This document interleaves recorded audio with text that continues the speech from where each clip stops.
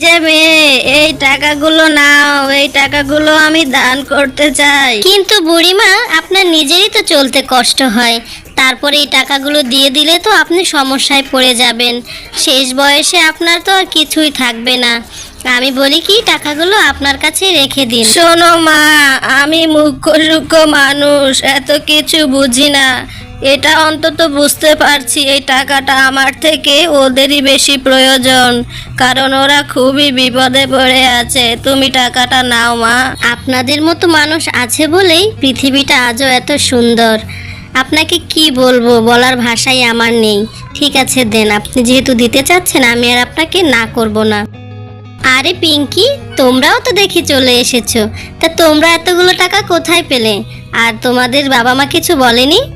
না না ম্যাডাম, এগুলো তো আমাদের জমানো টাকা। আমরা সবাই পিকনিক করার জন্য টাকা গুছিয়েছিলাম।